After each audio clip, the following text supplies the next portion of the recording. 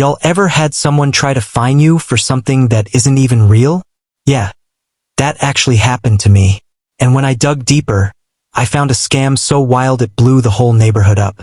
Smash that like button, because this story gets dark. You ever get a feeling that something is wrong, but you can't explain it yet? That was me. Standing on my porch on a quiet Tuesday afternoon, holding an envelope that looked way too official to ignore. White paper, HOA letterhead, my lot number typed in bold, and a bright red stamp across the top that read, "Final notice, immediate payment required." I remember staring at it, confused. I hadn't broken any rules. I kept my yard clean. I didn't leave trash cans out. I didn't even park on the street. But when I opened that envelope, my entire neighborhood reality unraveled.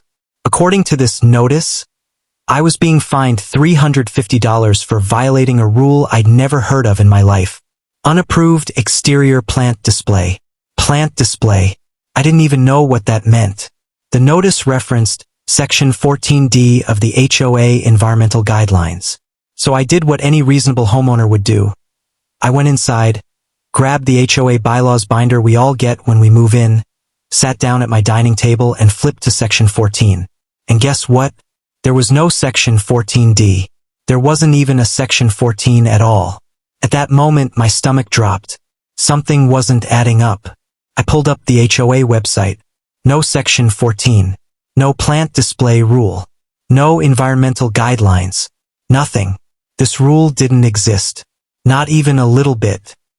I emailed the HOA President, Mr. Charles Whitmore, 60-year-old retired banker, the kind of man who wears a suit to walk his dog, cold eyes, permanent smirk, talks like he's always doing you a favor. I asked him politely, "Can you point me to the bylaw for this rule?" He replied 60 seconds later, "The rule is valid. Please pay the fine." No explanation, no link, no document, just arrogance. That's when I realized this wasn't a mistake. This was intentional. And I wasn't the only one. Over the next 3 days, little whispers began floating through the neighborhood. A neighbor, Lisa, mentioned she got fined for unregistered garden tools. Another one, Mark, got fined for window reflection disturbance. Every fine was around $300. Every fine referenced a non-existent rule. Every fine came directly from the HOA president's email. I knew I had to look deeper. I started collecting everything: screenshots, emails, letters, timestamps. I called the HOA treasurer to ask where fine payments were deposited. She hesitated. Then she told me something that made my blood turn cold. Only the president has access to the fine payment account. Only him. Not the board. Not the treasurer. Not the community manager. Just Charles Whitmore. That's when the truth finally hit me. He wasn't enforcing rules. He was running a private scam. Our HOA president was literally inventing rules and pocketing the money. And I was going to expose him. Let me tell you something about scammers. They rely on silence. They count on people being too busy, too tired, or too intimidated to fight back. But when I realized our HOA president was quietly draining thousands from innocent neighbors, I made a choice. I wasn't staying silent. I spent a full week building a case. I gathered 9 forged fine notices, screenshots from neighbors showing payments sent to the same email, his email, bank routing details that didn't match the HOA's official account, my own fine letter with non-existent rule numbers. I put everything in a folder labeled 14D, a little joke, since that was the rule he made up to scam me. Then I printed a big poster-sized version of the HOA bylaw index, with Section 14 circled in red, the blank space where his fake rule lived. It was time. The community center was packed that night. Folding chairs scraping, people muttering, whispering, tension thick. Charles sat at the front table, wearing that smug little smirk, tapping his pen like he owned the entire building. He cleared his throat. "Let's begin tonight's meeting." I stood up before he could finish. "Actually," I said, "I think I'll start." The entire room turned. Charles stiffened. "Sit down," he ordered. But not a single neighbor moved to stop me. I walked to the front, connected my laptop to the projector, and brought up the first slide. Fines issued for non-existent rules evidence. A ripple went through the crowd.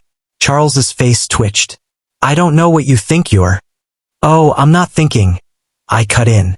I'm showing. I pulled up the fake fine letters one by one. Every made-up rule. Every dollar amount. Every forged signature. Then I dropped the bomb. These payments were routed to a private account that only the HOA president controls. Gasps filled the room. Neighbors started shouting. Board members demanded answers. Charles tried to stand, but I clicked again. Next slide. His bank routing number. Matched to the payments. Next slide. Email logs showing he sent the fines from a personal server. Next slide. The HOA bylaws.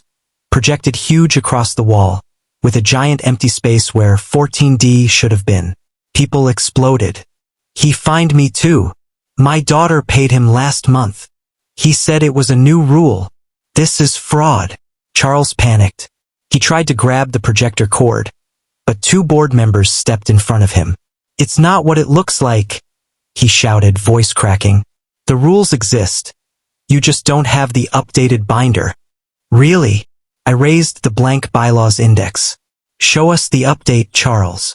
Silence. He had nothing. Absolutely nothing. What happened next was surreal. Charles started yelling, accusing me of slandering the HOA, threatening to sue everyone in the room, sweating, shaking. A board member finally said, Charles, we're calling the police. He froze. Security escorted him out. Two neighbors filmed everything. By the next morning, word spread like wildfire. Fraud investigators got involved. The HOA board unanimously voted to remove Charles permanently. His email access was revoked. Every resident who paid a fake fine was refunded. Charles was later charged with fraud, forgery, misuse of HOA funds, identity impersonation, financial misconduct.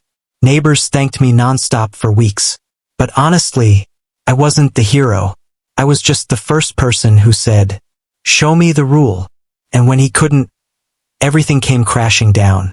So if you ever get a fine that feels off, if something doesn't sit right, check the bylaws, check the website, ask the questions people are scared to ask. Because scammers don't fear rules. They fear people who read them. Like the video, subscribe and stay tuned, because these HOA clowns never stop surprising me.